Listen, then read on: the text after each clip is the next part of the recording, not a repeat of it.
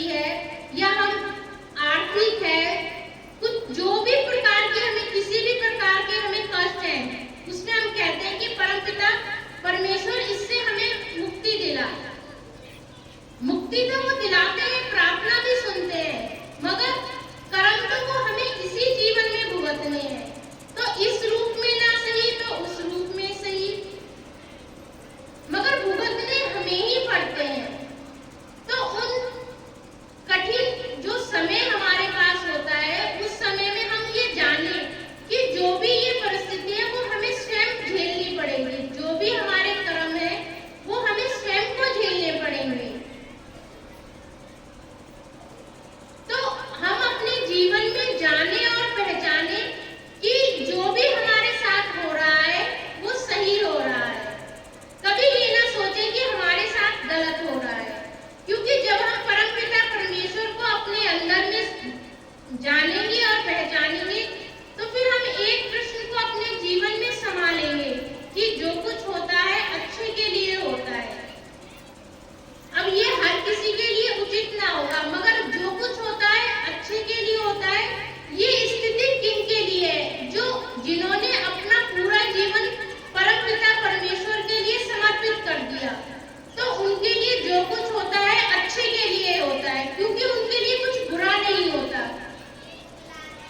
यदि जीवन में बच्चे को कुछ हो जाए, पति को कुछ हो जाए या गृहस्थ जीवन में और कोई परेशानी आ जाए, वो लोग कहेंगे बुद्धिजीवी कि हाँ ये हमारे साथ गलत हुआ है, क्योंकि उन्होंने परमपिता परमेश्वर को जाना और पहचाना नहीं है।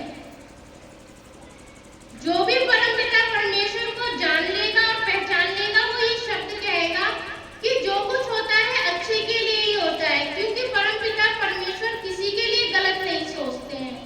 जो गलत होता भी है वो क्या होता है? वो हमारे कर्मों के हिसाब से हमारे लिए कष्ट जो होता है वो स्वयं हमारा अपना ही होता है, क्योंकि जिसके लिए हम गलत करके आए हैं वो कोई ना कोई माध्यम से बन करके आएगा।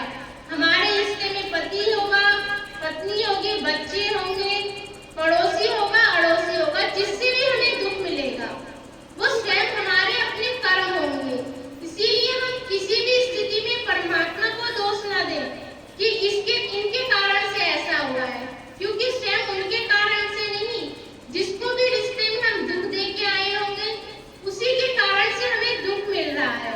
इसीलिए कहो कि जो कुछ होता है अच्छे के लिए होता है, कोई भी स्थिति हो, क्योंकि आज जो गलत हो रहा है उसी का माध्यम बनकर हमारे लिए कुछ और अच्छा बेहतर होगा। किसी से हमारा रिश्ता टूटता है तो अच्छे के लिए टूटता है, क्योंकि एक अनोखा और एक नया रिश्ता हमें मिलने वाला है। या कोई बनता है तो अच्छे के लिए बनता है। इसीलिए हर स्थिति में सोचो कि जो भी दुख मिल रहा है वो भी अच्छे के